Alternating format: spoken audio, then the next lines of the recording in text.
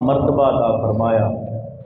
वो सारा का सारा मकाम मर्तबा इज़्ज़त अपनी जगह पर, लेकिन जो इज़्ज़त जो मकाम जो मर्तबा अल्लाह ने महबूब की आल को अता फरमाया, ऐसा मकाम किसी और के हिस्से में ना आया।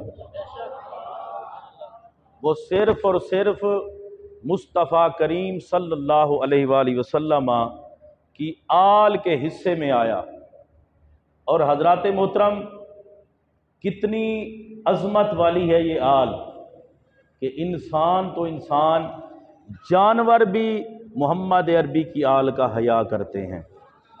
मैं इस पर बात अर्ज़ करके फिर गुफ्तगू आगे बढ़ाऊँगा। एक ख़ातून थी जिसका नाम था ज़ैनब। उसने नबूवत का दावा कर दिया कि मैं नबिया हूँ माज़ल्ला। खलीफा वक्त ने उसे अपने दरबार में बुलाया और कहा कि तेरा नाम क्या है। उसने कहा मेरा नाम सैयदा ज़ैनब है, मैं नबी पाक की आल से हूँ। खलीफा वक्त चूँकि ख़ुद बड़ा आशिक रसूल था, उसने कहा अगर तू आले मोहम्मद से है सल्लल्लाहु अलैहि वसल्लम, तो तूने ये मुस्तफ़ा करीम का फरमान नहीं पढ़ा, अना ख़ातमुन नबिय्यीन ला नबिय्य बादी, कि रसूलुल्लाह अलैहिस्सलातु वस्सलाम आखिरी नबी हैं, उनके बाद कायनात में कोई और नबी नहीं आए, ना है, ना होगा, ना होना है। आका अलैहिस्सलातु वस्सलाम ख़त्मे नबूवत का ताज पहनकर जलवागर हुए हैं, क्या तूने इस फरमान को पढ़ा नहीं है? तो वो कहने लगी, खामोश हो गई। उसने कहा जो मर्जी कर लो, मैं सैयदा भी हूँ और नबिया भी हूँ। तो वो खलीफा वक्त कहने लगा, क्या तूने ये मुस्तफ़ा करीम का फरमान नहीं पढ़ा कि हुजूर ने फरमाया जिसने अपने नसब को मेरे नसब के साथ वैसे जोड़ दिया, सैयद नहीं था, फलयतबव्वा मक़अदहु मिनन नार, वो जहन्नम में अपना ठिकाना बनाता है जो अपने नसब को ऐसे ही मोहम्मद के नसब के साथ जोड़ता है। उसने कहा जो मर्जी कर ले, मैं सैयदा हूँ और मैं नबूवत का दावा भी करती हूँ। अब खलीफा वक्त चूँकि समझदार था, उसने अपने खलीफों को बुलाया। समझदार खलीफा वो होता है जो मशवरा करता है, तो समझदार बंदा भी वो होता है जो मशवरा करके काम करे। उसने अपने खलीफों को बुलाया और बुलाकर मशवरा किया। कहने लगा कि यार मुझे समझ नहीं आती, एक तरफ से ये सैयद होने का दावा करती है और दूसरी तरफ से कहती है कि मैं नबी हूं। अब इसका फैसला कैसे किया जाए, इसको जांचा कैसे जाए, इसका कैसे पता किया जाए कि ये सैयदा है कि नहीं है। और ये तो पक्की बात है कि इसने ये दावा किया नबूवत का, ये तो बिल्कुल गलत है। उन खलीफों में से एक खलीफे ने कहा, जड़ा सियाना खलीफा आई, उन्हें आख्या हुजूर बात यह है, हमारे उस मकाम पर एक हमारे शहर में एक सैयद साहब रहते हैं जिनका नाम है मोहम्मद बिन अली। मोहम्मद बिन अली, वो भी सैयद थे। वो सैयद रहते हैं, वो हैं भी हसनी हुसैनी सैयद। और एक बात याद रखें, सैयद सोना बड़ा होता है। आप कहेंगे सोना क्यों होता है? इसलिए कि उसमें हसन पाक का भी हुस्न होता है, हुसैन पाक का भी हुस्न होता है। और अगर कोई सिर्फ हसनी सैयद हो तो अकेले हसन का हुस्न ही काफी है, और अगर कोई अकेला हुसैनी सैयद हो तो अकेले हुसैन का हुस्न ही काफी है। सैयद होने के लिए इतना ही काफी है कि उसके चेहरे का नूर बता रहा होता है ये हसन पाक का भी नौकर है, हुसैन पाक का भी नौकर है। अच्छा, उन्होंने कहा हुजूर वो बंदा है बड़ा सोना, इसलिए कि सैयद है, हसनी हुसैनी सैयद है। खलीफा वक्त ने कहा उसे मेरे दरबार में बुलाया जाए। सैयद साहब आ गए दरबार में।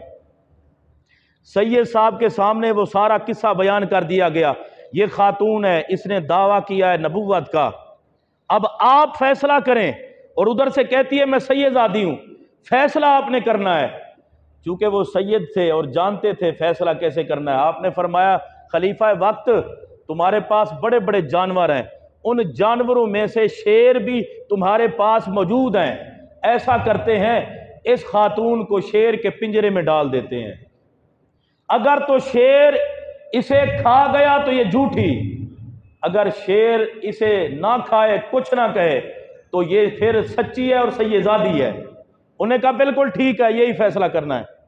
तो उस औरत को खलीफे लेकर जाने लगे शेर की तरफ पिंजरे में। वो जा रही थी, उसकी चीखें बुलंद हुई, रोने लग गई। उसने कहा मुझे माफ कर दो, मैं कोई सैयदादी नहीं हूं, मैं झूठ बोल रही थी और ये सैयद सच कह रहा है। मैं झूठ बोल रही थी। सैयद ने बिल्कुल सही फैसला किया है। उसने कहा मैं झूठ बोल रही थी, सैयदादी नहीं हूं, मैं कोई नबी शबी नहीं हूं। तो अब लोगों ने जब देखा, बड़ी लान तान की, जो सजा देनी थी उसे सजा भी दी। खलीफों में से एक खलीफा बोला, उसने कहा हुजूर, जैसे आपने इसको चेक किया है, हमारा दिल करता है जिस सैयद साहब के कहने पे चेक किया है, आज जरा उस सैयद को चेक कर लिया जाए। हालांकि उसने कहा मुझे कोई शक नहीं, इस सैयद के हसनी हुसैनी होने में कोई शक नहीं है, लेकिन मेरा दिल चाहता है, मेरा दिल मुतमईन हो जाए।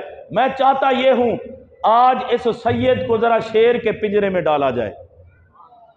जिससे पूछा था कि सैयद साहब फैसला कैसे करना है, वो औरत तो हो गई झूठी, लान तान उस पर कर दी गई, फैसला उसका हो गया। अब सैयद साहब की बारी आ गई। सैयद साहब से कहा गया तैयार हो जाएं। उसने कहा मैं डरपोक थोड़ा हूं। और ये भी याद रखें, सैयद कभी डरपोक नहीं होता, और जो डरपोक हो वो सैयद नहीं होता। सैयद हमेशा बहादुर होता है।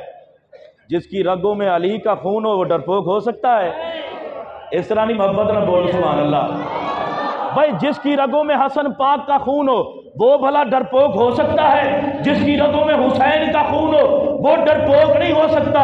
सैयद कल भी बहादुर थे, आज भी बहादुर हैं, कयामत तक बहादुर है।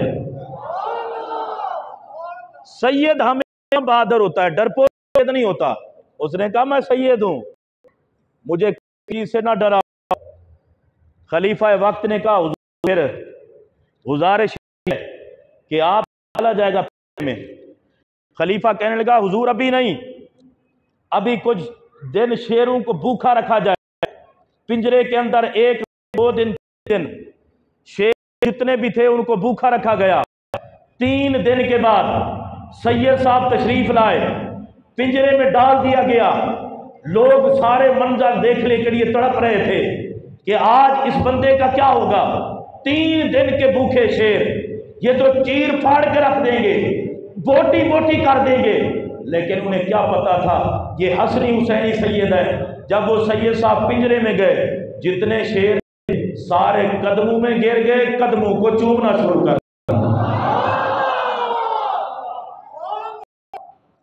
अच्छा, वो सैयद साहब कदमों को चूम कर दिया। खलीफा वक्त था, उसने पता है क्या लोगों से कहा? उसने कहा लोगों देख लो, ये मोहम्मद अरबी की आल है, नबी औलाद अली है, इस नबी पाक का खून है, इसमें अली पाक का खून है, इसमें हसन का खून है, इसमें हुसैन पाक का खून है। और याद रखो, सारे जमाने और शहर ने आज अपनी आंखों से देख लिया है, जिसकी रगों में मोहम्मद का खून होता है, इंसान भी उसका हया करते हैं, जानवर भी उसका हया किया करते हैं। उसका जानवर इस तरह अदब करते हैं। एक सैयदादी थी, घर वाला फौत हो गया, बच्चियां यतीम हो गई, लेकर चल पड़ी दूसरे शहर में। वहां देखा एक बंदा है जिसके इर्द